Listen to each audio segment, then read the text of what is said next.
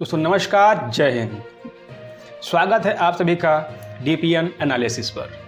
दोस्तों आज मैं मोदी सरकार के 4-5 कामों को गिनाने वाला हूं, जिसकी वजह से वो आने वाले भविष्य में इतिहास में अमर हो जाएंगे। यह काम भारत की कोई भी सरकार आज तक नहीं कर पाई।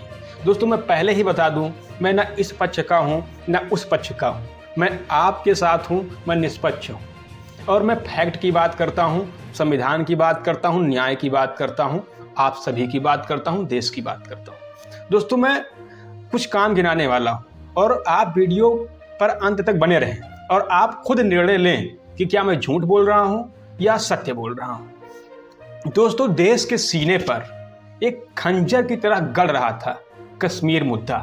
आप जानते हैं कि आज़ादी के समय ही कश्मीर का भारत में विलय किया गया था, जिसमें कुछ समझौते डाल दिए गए, जिसे धारा 370 और 35 ये। इस वजह से कश्मीर हमेशा आतंकवादियों, अलगाववादियों के कब्जे में रहा। कश्मीर में हजारों नृशंस हिंदुओं की, कश्मीरी हिंदुओं की हत्या की गई। मैं यहाँ धर्म की बात नहीं कर रहा हूँ। कोई हमारा मुस्लिम भाई हो या हिंदू भाई हो, उसे समझना चाहिए कि ये सत्य है और सत्य कभी बदलता नहीं है। दोस्तों आज़ादी के 75 साल हो चुके हैं, लेकिन इस देश को अब एक उस राज्य से टेंशन मुक्ति मिली है जहां आज़ादी से लगभग 70-75 साल तक एक विवाद बना हुआ था, एक समस्या बना हुआ था। वहां आतंकवाद, अलगाववाद और राजनीति इतनी गंदी स्थिति में थी, देश के हजारों सैनिक मारे जा रहे थे। लेकिन वर्तमान सरकार ने 2019 में धारा 370 हटाकर कश्मीर को भारत का अभिन्न अंग बनाया। दोस्तों आप जानते हैं कि एक समय था कि कश्मीर में जब हमारे सैनिक पेट्रोलिंग करते थे तो उन पर पत्थर मारे जाते थे, उनकी हत्या कर दी जाती थी, बंदूकें लूट ली जाती थी, वहाँ हड़तालें होती थीं। लेकिन अब वो हड़तालें खत्म हो गई। अब कोई पत्थरबाज घर से बाहर नहीं निकलता है, क्योंकि अब वहाँ 370 नहीं है, धारा 35 ये नहीं है, क्योंकि अब पत्थर का जवाब गोलियों से दिया जाता है। यह परिवर्तन वर्तमान सरकार लेकर आई है। वहाँ के लोग ही कह रहे हैं कि हाँ बदलाव हुआ है। और आप जानते हैं कि वहाँ के नेता महबूबा मुफ्ती हो, फारूक अब्दुल्ला हो, ये कह रहे थे खून की नदियाँ बहेंगी, कोई भारत का झंडा उठाने वाला नहीं होगा। लेकिन आज स्थितियाँ विपरीत हैं, झंडा भी उठ रहा है और खून का एक कतरा भी नहीं बह रहा है। दूसरा, राम मंदिर। दोस्तों आप जानते हैं कि राम मंदिर का मुद्दा भारत के 125 करोड़ देशवासियों का भावनात्मक मुद्दा था।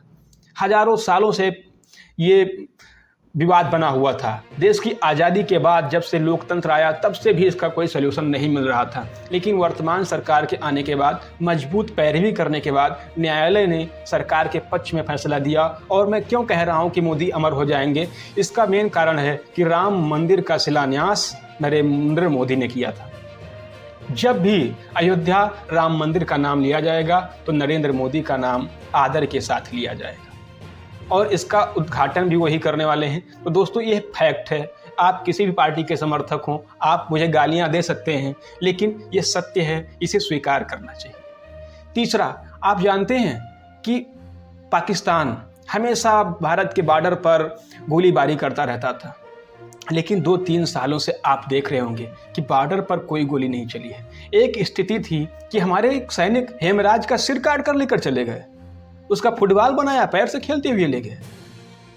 लेकिन आज स्थिति परिवर्तित हुई है। आज पाकिस्तान की यह हालत हो गई है कि वो भिखारी हो गया है, भीख मांगता है दुनिया में, फिर भी भीख नहीं मिलती। 2-2 रोटियों के लिए वहाँ के लोग तरस रहे हैं, आटा नहीं मिल रहा है। वहीं भारत, पड़ोसी मुल्क अफगानिस्तान, वहाँ हजारों मीट्रिक टन गेहूँ चावल मुफ्त में पहुँचा रहा है। लेकिन वही पाकिस्तान जो आतंकवाद को प्रश्रय देता है, भारत पर हमले कराता है, उसकी स्थिति आप देखिए क्या है। इसमें कहीं ना कहीं मोदी सरकार की महत्वपूर्ण योगदान रहा है, जिससे पाकिस्तान लंबे समय तक FATF की ग्रे लिस्ट में रहा है, जिससे उसकी अर्थव्यवस्था शरबरा चुकी है।